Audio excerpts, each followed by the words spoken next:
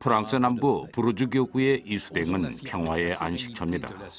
성모님께서 주의 깊게 살펴보시는 이수댕은 하나님의 백성을 위하고 세상에 봉사하는 그리스도인 삶의 중심지임이 틀림없습니다. 이수댕에서 성령은 우리를 비추고 인도합니다. 우리는 이 모든 것을 가능케 해주신 줄 슈발리에 신부님께 감사를 드립니다.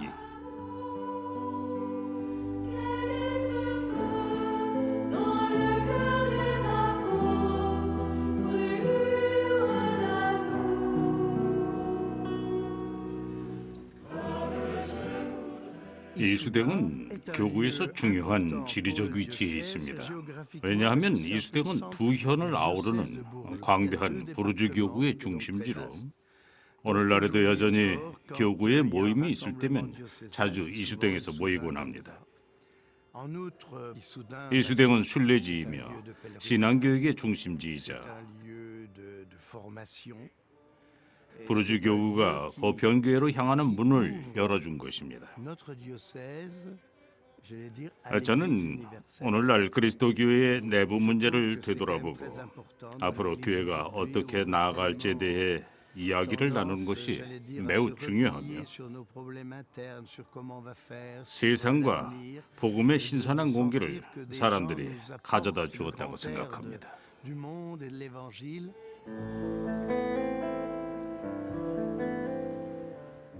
이수댕은 프랑스에선 작은 도시일지라도 세계적으로 널리 알려진 유명한 곳입니다. 슈발리에 신부님께서 창립하시는 수도원의 수사님과 수녀님, 평신도, 조력자 모두 이수댕을 알고 있습니다. 이수댕은 서민들을 비롯해 모든 사회계층의 사람들이 함께 모여 사는 곳으로 슈발리에 신부님의 영성을 온전하게 살고 있는 곳입니다. 줄 슈발리에 신부님은 예수 성심 전교 수도회의 형제 자매들 덕분으로 세상에 알려졌습니다. 세계 곳곳에서 신부님의 이름을 사용하는 집, 길, 건물이 얼마나 많은지 상상하기 힘들 거예요. 신부님에 대한 재평가가 늦었지만 높이 평가받아야 합니다. 슈발리에 신부님 박물관은 7개의 공간으로 구성됐어요. 첫 번째가 슈발리에 신부님의 삶을 추억하는 공간이고, 두 번째에는 소품, 옷가지, 책 등 신부님의 유품이 전시되어 있습니다. 세 번째는 작가인 신부님을 위한 공간으로 바쁜 가운데에서도 무려 34권의 책을 집필하셨죠. 네 번째는 예수 성심의 어머니 공간으로 신부님과 뗄 수 없는 관계의 성모님입니다. 다음은 성직자들의 공간으로 예수 성심의 어머니 딸회의 수녀님들입니다. 여섯 번째는 예수 성심 전교 수도의 초기의 사제들을 위한 공간으로 이들이 없었다면 오늘날 수도에도 없었을 거예요. 슈발리에 신부님은 이수댕에서 약 100km 떨어진 리슐리웨에서 태어났습니다. 예수 성심의 어머니 딸회와 수도회 수녀 사제들이 리슐리웨에 갈 기회가 여러 번 있었습니다. 수도자들은 리슐리웨 시장과 친교를 맺고 줄 슈발리에 거리를 조성하자고 제안했어요. 시장님은 슈발리에 신부님의 이름을 딴 거리를 만들었는데 하얀 대리석 안내판이 붙어있는 바로 저 집에서 1824년 3월 15일 슈발리에 신부님이 탄생했습니다. 슈발리에 신부님의 어머니는 신심이 깊었습니다. 어머니가 신앙을 지키고 키워가는 법을 가르쳐 주었지요. 신부님의 아버지는 제빵사였는데 수입이 작았습니다.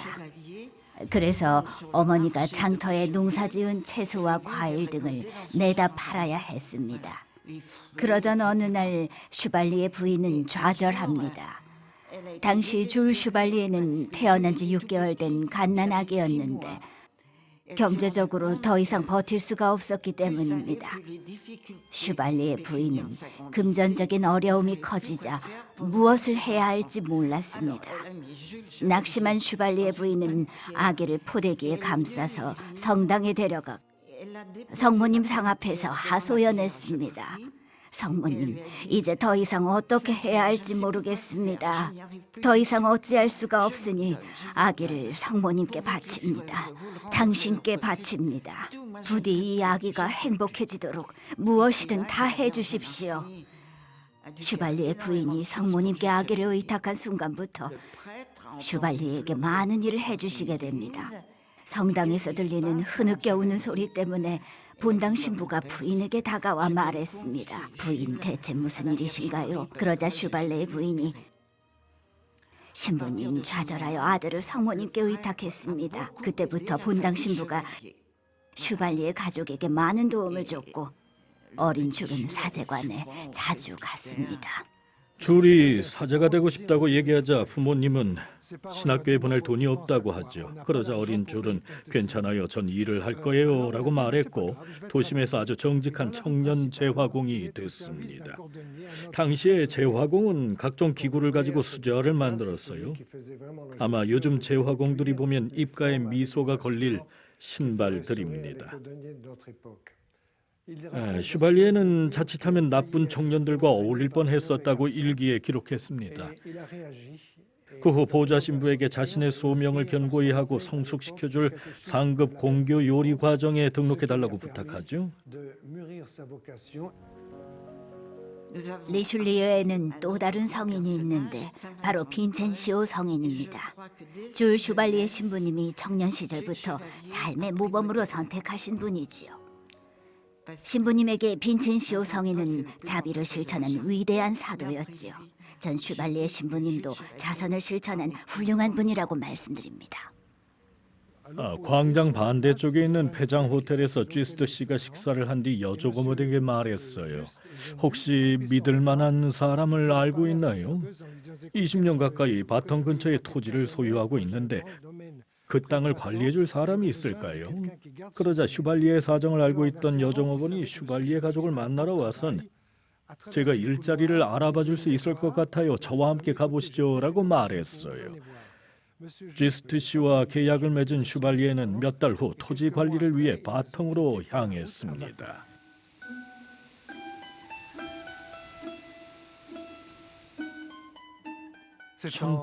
(1841년) 슈발리에는 15, 16살 즈음에 부모님과 함께 파리의 뷔송에 정착했습니다. 슈발리에 신부님의 아버지는 약 4.5제곱킬로미터에 이르는 광대한 토지 감독 책임자로 일했어요.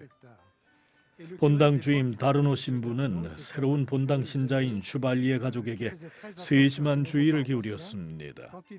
쥐스트 씨의 권유로 본당 신부는 보좌 신부 중 한 명에게 줄 슈발리에에게 라틴어 수업을 해주라고 부탁했고요. 줄은 매일 아침마다 보좌 신부에게 라틴어 수업을 받기 위해 지금 제가 걷고 있는 길을 오갔고 라틴어로 수업을 들을 만큼 실력이 다져지자 1841년 10월 16살이 되자 생고티의 소신학교에 입학했습니다. 줄 슈발리에는 소신학교 재학 기간 동안 삶에 깊은 영향을 미치게 될 이야기를 들었습니다. 바로 마르그리트 마리아 알라코크 성녀에 대한 일화로 17세기에 그리스도의 빛나는 성심의 발현을 본 수녀였습니다.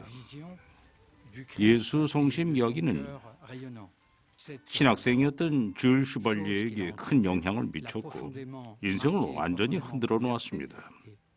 그 후 그는 평생을 예수 성심을 섬겼습니다. 줄 슈발리에는 자신이 원했던 일을 해냈어요. 1851년 부르즈 대성당에서 사제품을 받았죠. 줄 슈발리에는 신학교에서 예수 성심에 대한 신비를 발견한 것으로 보입니다. 신학교 교수가 예수 성심의 신비에 관한 수업을 했는데 부르즈 대주교인 몬시뇰 드 빌레리 예수 성심에 관한 3억 서한을 보냈기 때문입니다. 본당마다 냉담자들이 다시 교회로 돌아오도록 매달 한 번씩 예수 성심 신신 미사를 봉헌하라는 내용이었습니다. 신학교에서는 주교가 예수 성심에 대한 3억 서한을 보냈기에 예수 성심 신심이 무엇인지 명확히 할 임무 또는 필요성을 느꼈습니다. 줄 슈발리에는 예수 성심 부활 신비에 대한 수업이 예수님과 만나는 영적 경험을 통해 드러난 일종의 계시였다고 말했습니다.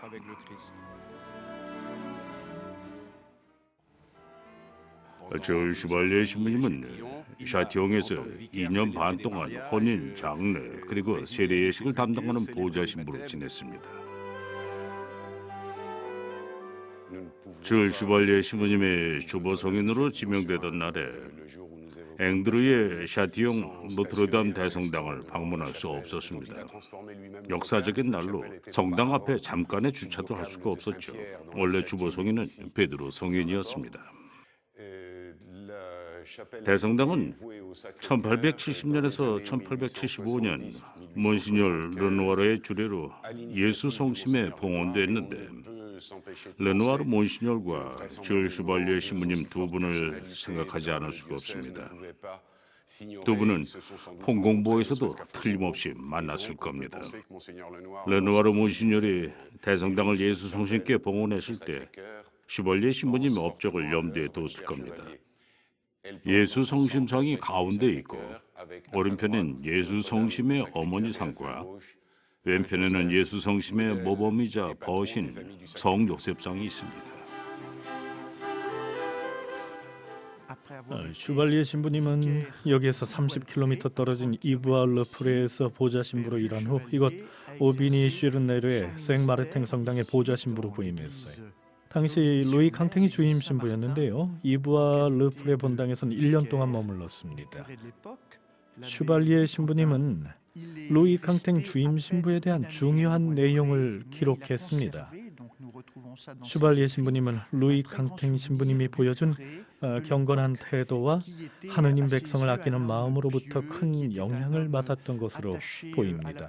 삶의 마지막 순간 캉탱 신부님이 청한 고해성사에서 슈발리에 신부님은 캉탱 신부님의 속 깊은 이야기를 듣게 돼요.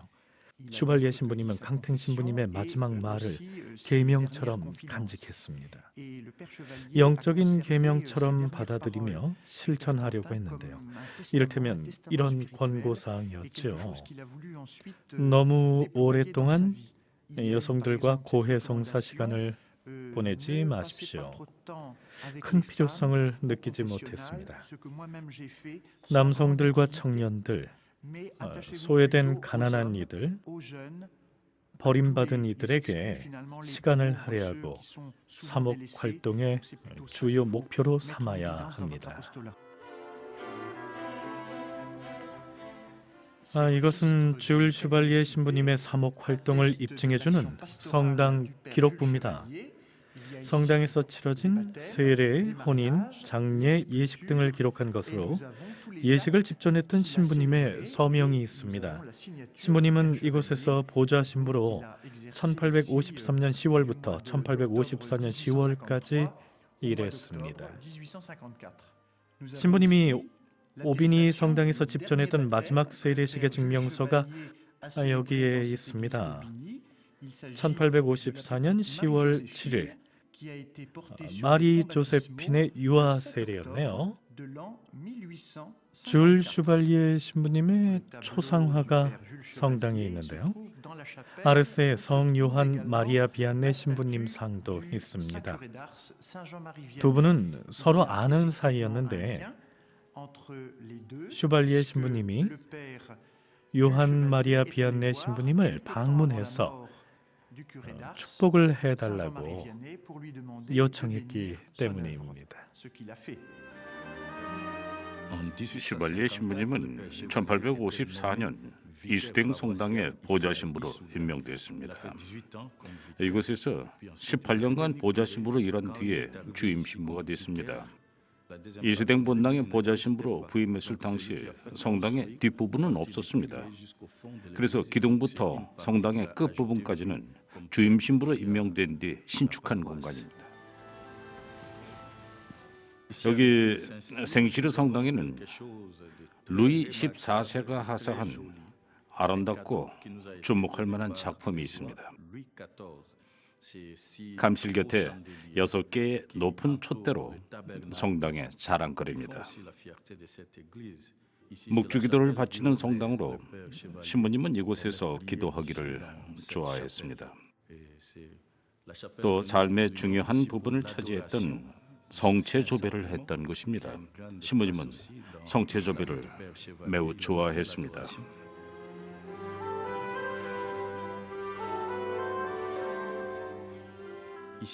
성당의 아주 특별한 장소입니다.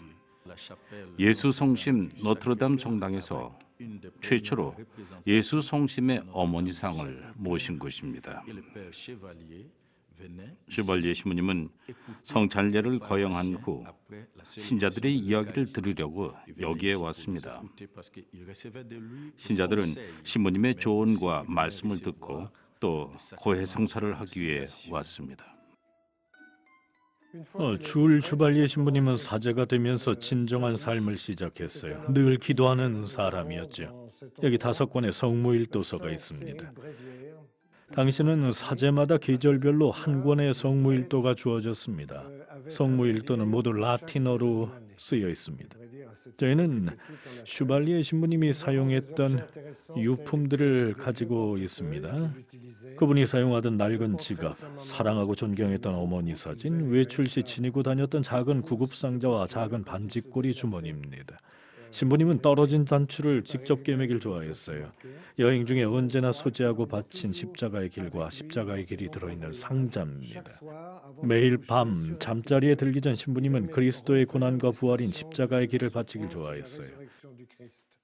아래에는 개인적인 유품이 있습니다. 지인들의 주소와 해야 할 일을 기록한 작은 수첩, 안경과 본당치긴, 그리고 아래 칸에는 눈엔 잘 안 띄지만 이수댕에서 사목활동 당시에 병자 성사를 위해 들고 다니던 가방이 있습니다. 슈발리에 신부님이 실제로 사용하던 업무용 책상과 의자입니다. 1854년 12월 8일 예수 성심 전교수도의 창립의 은총을 구하며 신부님이 집전한 미사에서 성모님께 봉헌한 그림입니다. 객관적으로 봤을 때 굉장히 아름답다고 볼 수 없는 작품이지만 가치 있는 그림이에요. 감성적인 측면뿐만 아니라 역사적으로도 큰 가치가 있습니다.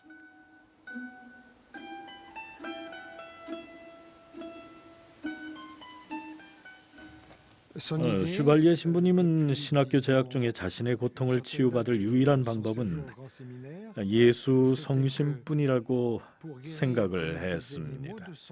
신부님은 로마로 가서 교황 비오 9세와 첫 번째 아련을 했고 그 후에 16번이나 로마에 가게 됩니다.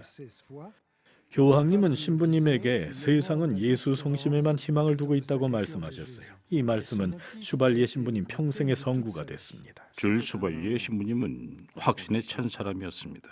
사랑받는다는 확신을 가지고 있었죠. 전례 없이 무한한 사랑을 받는다는 확신이었습니다. 슈발리에 신부님을 인도한 건 그분의 확신이고 그것이 그분의 업적을 이루는데 도움이 됐다고 생각합니다. 신부님은 예수 성심의 사랑에 대한 확신을 나누고 싶어 했습니다. 사람들에게 예수 성심으로부터 무한한 사랑을 받고 있다는 사실을 말해주고 싶었습니다. 줄 슈발리에 신부님은 예수 성심 신심을 전 세계로 확산시키기를 원했습니다. 신부님은 예수 성심에 대한 사랑을 알리기 위해서 선교사를 전 세계로 파견해야 한다는 사실을 잘 알고 있었어요. 선교를 떠나야만 했습니다. 슈발리에 신부님은 교황청에 선교 사명을 요청했어요. 교황청에서는 뉴질랜드의 선교 사업을 제안했지만 수도에서 준비되진 않았죠. 신부님은 1881년에 다시 로마로 서신을 보냈고 교황청은 멜라네시아와 미크로네시아의 거대한 교구를 돌보도록 요청을 했습니다. 당시 예수 성심 전교 수도의 회원이 소수였기 때문에 교황청의 서신을 받자 신부님은 성 베드로의 말씀을 되풀이했습니다. 스승님 말씀대로 제가 그물을 내리겠습니다. 신부님의 교황청의 선교 사목 요청을 받아들이자 모두 그분을 미쳤다고 생각했습니다. 수도회의 선교사가 얼마 되지도 않았고 여러 면에서 준비가 덜 되었음에도 불구하고 선교 사목을 받아들인 슈발리에 신부님은 정말 담대했습니다. 1880년 9월 파푸아뉴기니로 선교사제 3명이 떠났습니다. 죽음도 불사한 선교 여행은 거의 2년간 지속됐습니다. 파푸아뉴기니 선교 중 만났던 어려움이 지난 뒤 선교 사제들은 길버트 제도로 갔습니다. 현재 키리바시 공화국으로 독립한 곳이죠. 선교단은 그 다음에 인도네시아로, 아프리카로, 남미로, 그리고 다른 나라들로 갔습니다. 그들은 예수 성심 사랑에 대한 메시지를 전파하며 사람들을 도울 수 있었습니다. 사회 구성원들이 하나님의 사랑을 믿을 때, 예수 성심의 사랑을 믿을 때, 우리 자신의 고유한 능력을 믿을 때 세상에서 긍정적인 일을 할 수 있습니다. 이 메시지는 전 세계 곳곳으로 퍼져가야만 합니다. 예수 성심 전교 수도회는 성장하고 있으며 오늘날 수도의 모든 이들이 슈발리에 신부님의 자녀들입니다. 전 세계 56개국 이상의 수도회가 존재하죠. 모든 선교사들이 이 옷을 입는 것이 슈발리에 신부님의 꿈이었어요. 흰색은 교황에 대한 충직성을 의미합니다. 망토의 붉은색은 예수 성심을 상징하지요. 끈으로 허리를 묶은 건 수도회의 특성을 살린 겁니다. 예수 성심 전교 수도회 표시에는 어디서나 사랑받는 예수 성심이라고 적혀 있습니다. 슈발리에 신부님은 서신에서 한 명의 신부가 두세 번 정도 수도회 복장을 했다고 적었습니다. 당시 부르주아 교구의 추기경님이 눈에 띄고 사람들이 잘 모르는 복장을 성직자들이 하는 걸 내켜하지 않았기 때문이라고 해요.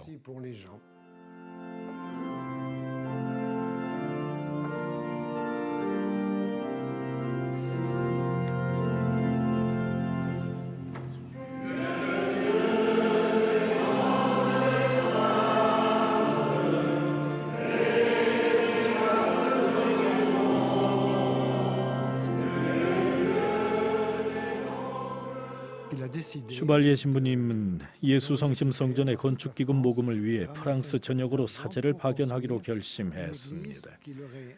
예수 성심 성전 건축을 위해서 프랑스 전역에서 가장 가난한 이들까지 기부를 했기 때문에 마침내 1859년 6월 26일 성전에 모퉁이 돌을 놓을 수 있었습니다.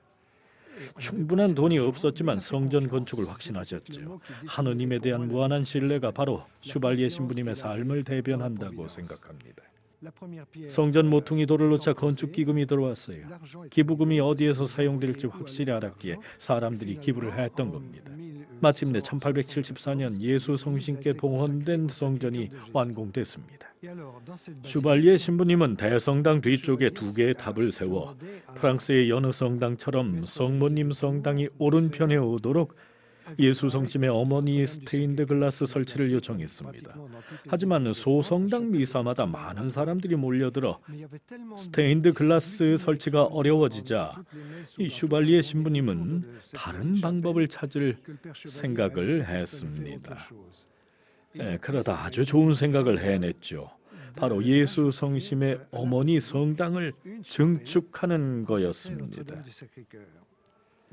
예수당에 처음 오는 순례자는 아름다운 예수 성심의 어머니 성당의 화려한 스테인드 글라스 색채 경탄에 맞지 않습니다.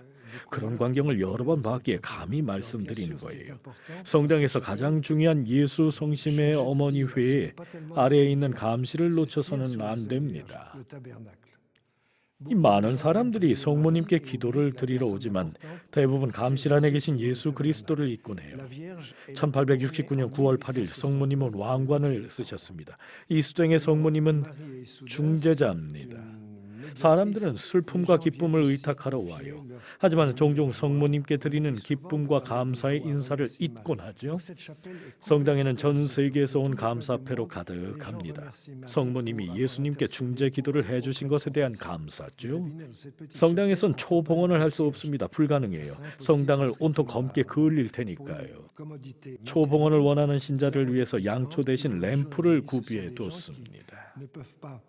이 램프는 성당에 와서 기도할 수 없는 이들을 위해 각자의 소망을 담아 9일, 한 달 원하는 만큼 밝혀둘 수 있어요. 고해 성사는 개인별로 하기 때문에 성당에는 여러 개의 고해소가 있습니다. 고해소도 하나의 작품이죠. 가톨릭 문화는 멋진 것들을 선사해 줍니다. 저는 예수 성심 성당이 공간 보존을 잘 하고 있다고 생각합니다. 슈발리에 신부님 재임 당시와 비교해도 성당에 큰 변화는 없어요. 전 세계에 널리 알려져 있고 전 세계인들로부터 사랑받는 성당이죠.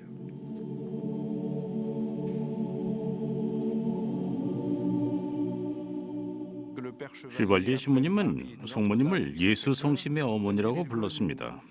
그 신부님은 성모님과 그리스도 사이의 유대감을 이해하고 예수 성심 성당이 그리스도와 영적 만남의 장소임을 알기를 바라십니다.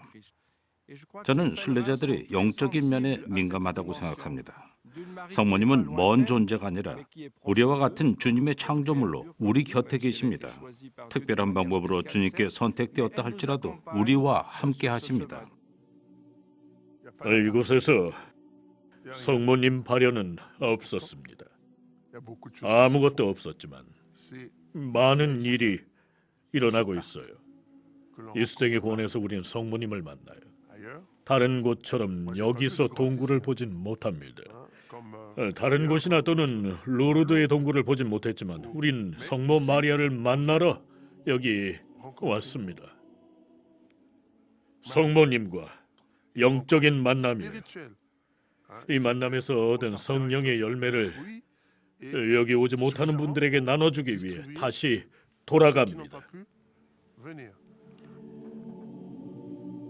가끔 성당에 와서 성모님의 손을 잡고 예수님께 기도를 올리는 순례자들의 모습을 볼 수 있습니다. 손을 잡고 기도를 드리는 건 하나의 도움입니다. 성모님을 바라보면 무슨 일이 일어나는지 묻곤 합니다. 그러면은 성모님은 예수님을 보고 계세요. 그래서 우리도 성모님의 시선이 향한 곳에 계시는 예수님을 바라봅니다. 바로 예수 순환의 상징이죠. 마리아와 예수님을 바라보는 게 전부가 아닙니다. 순환상의 예수님을 보여주시는 마리아의 존재가 중요합니다. 많은 순례자들이 마리아가 내민 손을 만지거나 잡으러 옵니다. 슈발리에 시부님에게 마리아는 예수 성심의 선교자였습니다. 성모님이 사람들을 예수 성심으로 이끌기 때문이죠. 성모님은 훌륭한 모범이셨죠. 하느님 사랑의 복음을 예수 성심을 통해 받아들였기 때문입니다.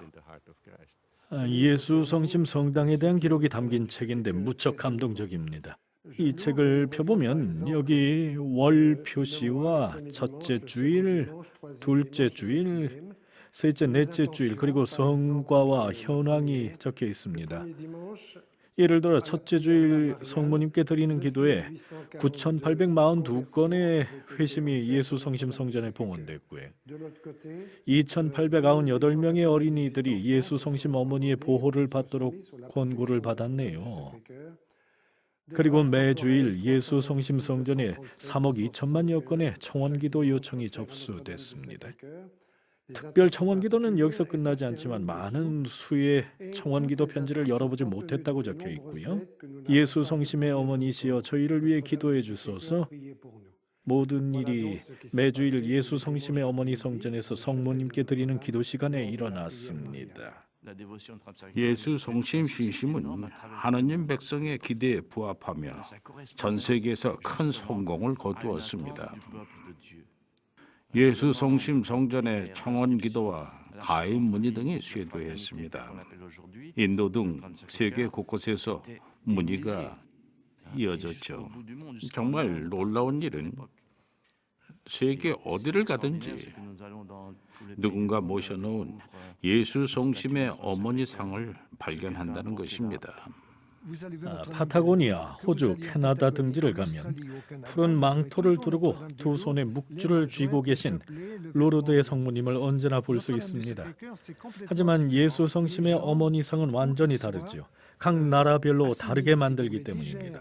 각국의 전통 의상을 입고 자신의 방식대로 아기 예수를 안고 있습니다. 예를 들면 세네갈에서는 성모님이 아기 예수를 등에 업고 있고 남아프리카에서는 요리하는 성모님의 무릎에 예수님이 앉아 있습니다. 파푸아뉴기니에서는 아기 예수님이 성모님의 골반에 매달려 있습니다. 성모님이 풀잎으로 만든 치마를 입고 있고요. 성모님이 각 나라의 전통 의상을 입고 있는 것이 놀라워요. 예수 성심과 성모 신심이 각 나라에 전파됐음을 입증해 주는 거죠.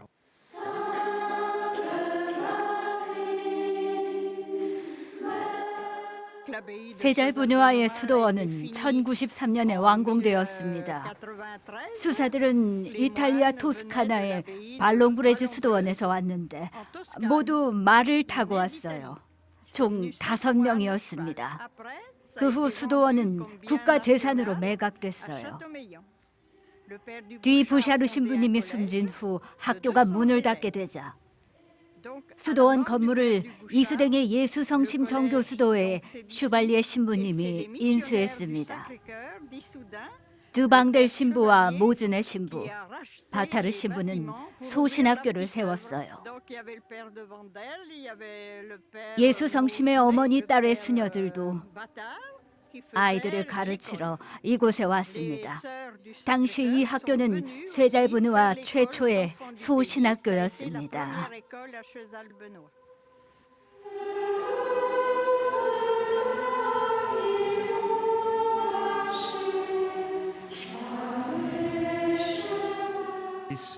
슈발리에 신부님의 소망은 예수 성심 전교수도의 수녀회가 설립되는 것이었습니다. 그래서 예수 성심의 어머니 딸의 장설은 나아가 신부님의 여성 기피증을 깨는데도 일조했죠. 남자 수도회 외에도 예수 성심의 사랑을 전파하고 싶었기 때문에 슈발리에 신부님은 수녀회 창립을 바랐습니다. 사실 예수 성심의 어머니 딸 회는 수도회보다는 덜 알려져 있습니다. 젊은 자매들이 찾아와 슈발리에 신부님에게 여성을 위한 수도회는 없는지 물으면서 예수 성심의 어머니와 가까이 지내고 싶다고 말했습니다. 그래서 신부님은 이탈리아 공작 부인과 협력해서 수녀회 창립을 하려 했지만 실패했죠. 신부님은 소신학교에 재학 중이던 두 형제의 집안인 아르제가와 협력을 모색해요. 형제의 어머니는 가끔씩 아이들을 보러 왔는데 신부님이 어머니에게 질문해요. 부인, 여성 성소자를 위한 수도회에서 일해보실 생각이 있으세요? 라고 말했죠. 바로 그녀가 마리 루이즈 아르제입니다. 수녀회의 중요한 역할을 하신 분으로 마리 루이즈를 영적인 어머니로 부르고 싶습니다. 마리 루이즈는 수녀회 창립 당시 바로 합류하지 않았기에 역사적으로 공동 창립자라 보기 어렵지만 수녀회의 영적 어머니입니다. 슈발리에 신부님은 마리 루이즈가 여성으로서 신자로서 가진 위대함을 조금씩 알았습니다. 마리 루이즈는 슈발리에 신부님의 계획에 전적으로 공감했습니다. 슈발리에 신부님과 예수 성심의 어머니 따르에서 지구 반대편으로 수녀들을 파견해야 한다고 했을 때 그녀는 받아들였습니다. 마리 루이즈의 마음이 옥죄였습니다. 그녀가 쓴 편지 구절입니다. 생존에 필요한 것들이 없을지도 모를 위험한 곳으로 여러분의 파견 모습을 지켜봐야 하는 제 가슴이 에이듯 아픕니다. 제가 하느님의 섭리를 신뢰하지 않았다면 여러분의 파견을 결코 동의하지 않았을 겁니다. 마리 루이즈는 어머니의 마음과 하느님을 믿는 마음을 동시에 지니고 두 수도회를 위해 준비하신 하느님의 계획을 엿볼 수 있는 분이었습니다.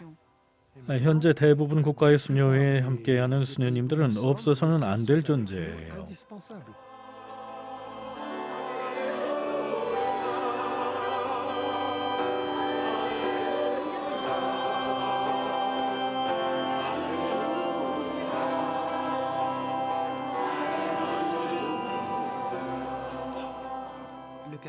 슈발리에 신부님은 수많은 편지에 일일이 답장을 썼습니다.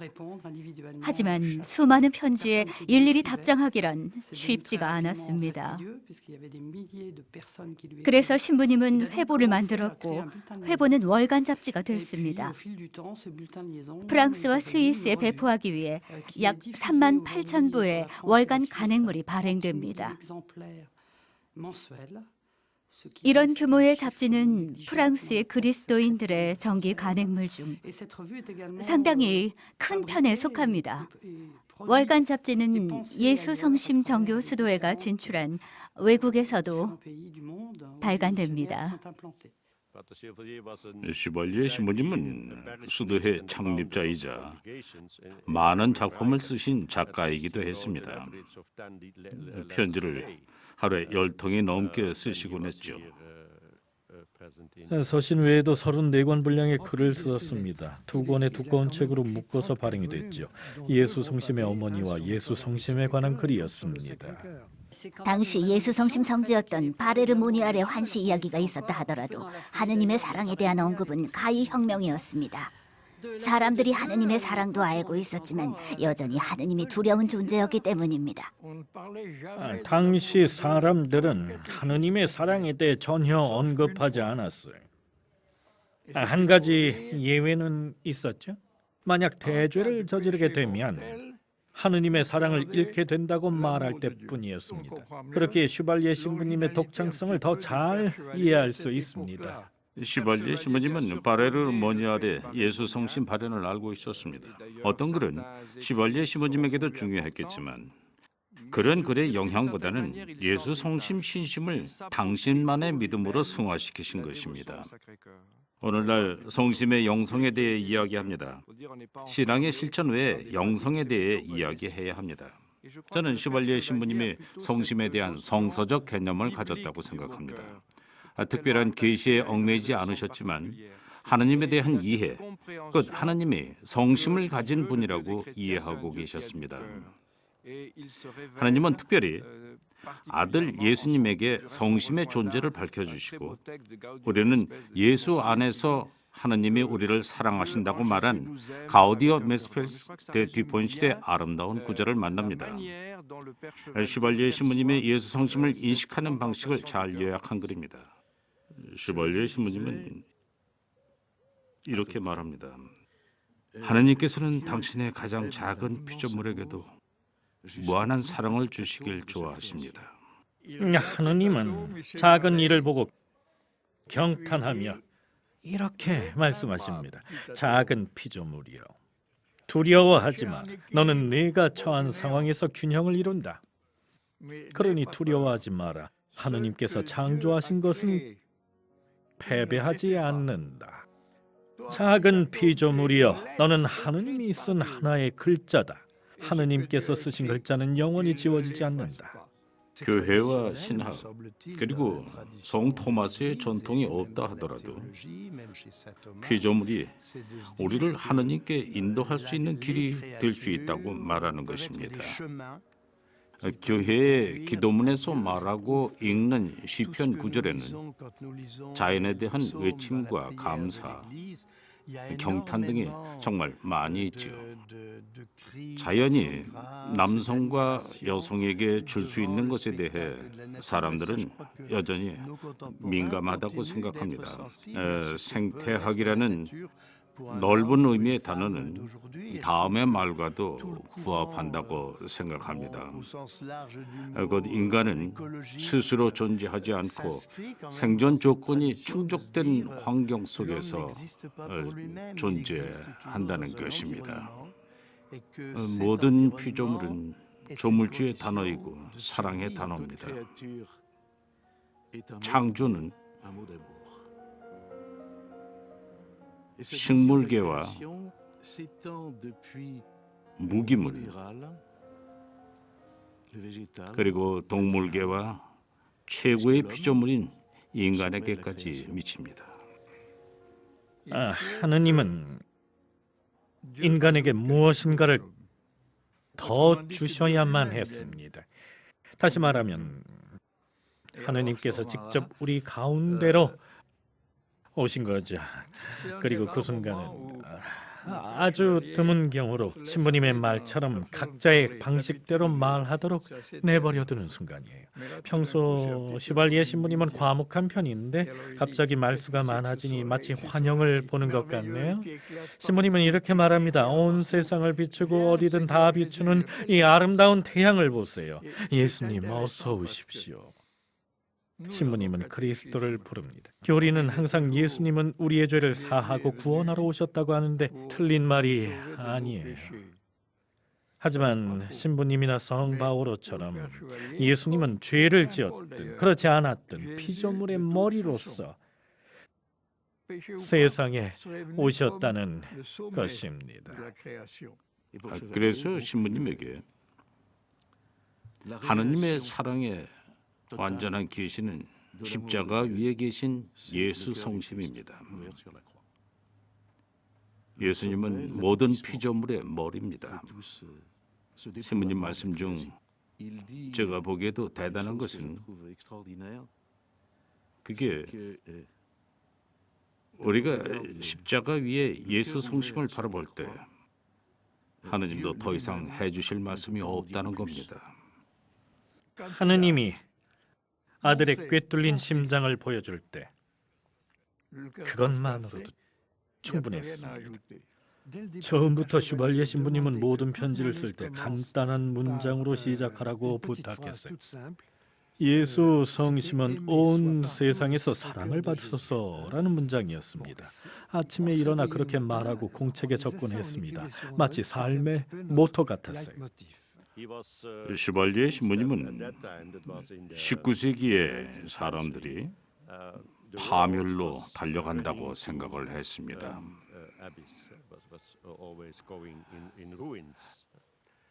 그래서 그리스도의 사랑을 보았고 그 시대의 악에 대한 구제책으로 여겼습니다. 신부님은 그리스도처럼 살도록 노력해야 한다고 생각을 했죠. 마음을 변화시키고 바뀐 태도로 문제에 접근해야 한다고 생각했습니다. 사회의 팽배한 이기주의와 무관심을 보았기 때문입니다. 우리가 이기주의자 대신 관대해지고 무관심 대신 적극 참여를 한다면 사회가 바뀔 거라고 말씀하셨습니다. 슈발리에 신부님 같은 분들도 있는데 물론 신부님은 혼자가 아니었죠. 사회를 발전시키려는 사람들은 제2차 바티칸 공회까지 이르게 됐습니다. 슈발리에 신부님은 선구자였고 모든 공예에는 실제적으로 그를 따라잡은 것이라고 볼 수 있습니다. 오늘날 사회에는 휴머니즘이 부족합니다. 휴머니즘으로 사람들을 환영할 필요가 있습니다. 사람들은 일하는 기계도 제품 생산 기계도 소비 기계도 아닙니다. 사람들에게 스스로의 모습 그대로 사랑받고 있음을 말해줘야 합니다. 잘못을 저질렀어도 하느님께 사랑받고 있습니다. 이것이 현실입니다. 사람들은 제게 파푸아뉴기니에서 뭘 했는지 자주 물어요. 저는 파푸아뉴기니에서 25년을 살았고 하느님께서 우리를 사랑하시어 우리를 구원하기 위해 아들을 보내셨다는 소식을 전했습니다. 이 소식에 사람들이 응답하면 아주 큰 기쁨이고 세일을 통해 공동체가 성장해 갑니다. 항상 하느님 사랑을 체험하고 공유할 수단을 찾습니다. 각 나라마다 극복해야 할 도전 과제가 다르고 문화도 다르죠. 저희는 현지의 신생 교회를 돕기 위해 파견됩니다. 하지만 이것뿐만이 아니라 정의, 평화, 창작의 자유, 매스미디어, 소외계층 문제 등 현지인들의 삶에 동화될 수 있는 가능성을 봐야 합니다. 전교 방향과 영성 그리고 슈발리에 신부님의 카리스마로 모든 문제들을 식별해야 합니다. 또한 들어야 하죠. 사람들의 외침에 귀 기울여야 합니다. 수년 전에 시작된 선교지의 새로운 선교 사업이 어떻게 진행되는지도 살펴봐야 합니다. 이것이 우리를 필요로 하는 교회와 사회에서 예수 성심 전교 수도의 선교 방식이라고 말할 수 있습니다. 예수 성심 전교 수도회 선교는 늘 사람들 곁에 있어주는 것입니다. 가난하고 소외되고 고통받는 이들과 늘 함께하는 것입니다. 가난하고 소외된 이들에게서 하느님을 만나는 것이 선교의 신비입니다. 바로 슈발리에 신부님이 직접 체험한 경험이죠. 서로 다른 문화권에서 다른 시기에 같은 경험을 한 겁니다. 그리스도의 사랑 체험으로 감동을 받을 때 모두가 동일한 경험을 하게 되는 거죠.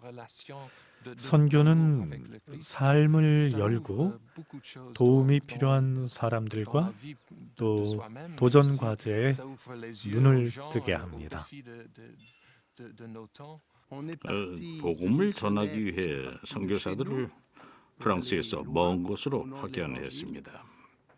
오늘날에는 이수댕으로 복음의 사도들이 귀환했다고 말씀드립니다. 사목을 위해 아프리카, 아시아 등에서 파견되어 온 선교사제들이 있기 때문입니다. 이런 양방향의 선교는 풍성한 의미가 있다고 생각합니다.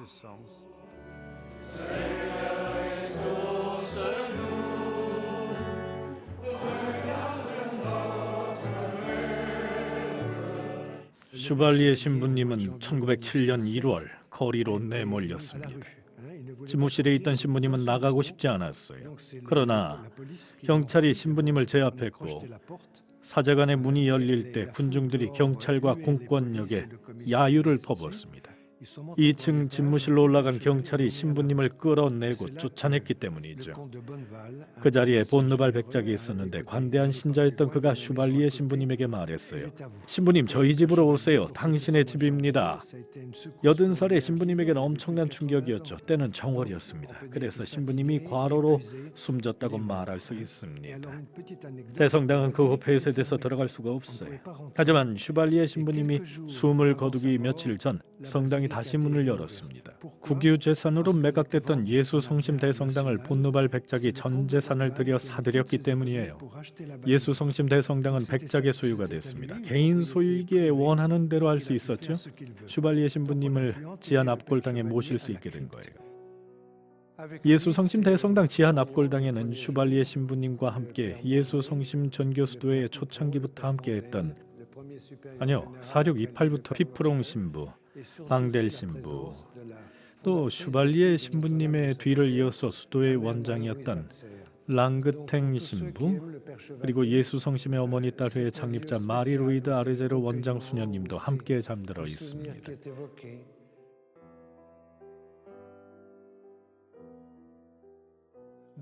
신부님이 임종 전 사용하던 침대가 있는데 거기서 하느님의 평화 안에 선종하셨습니다. 여기 있는 슈발리에 신부님의 사진 석 장을 정말 좋아합니다. 1906년 말의 사진으로 여기 있던 의자에 앉아있는 모습입니다. 손가락으로 머리를 괴고 미소를 짓고 있는데 마치 하나님께서 내린 사명을 완수하고 흡족해 하는 것처럼 보입니다. 생시르 대성당 앞에서 거행된 신부님의 장례식 사진으로 유일한 것입니다.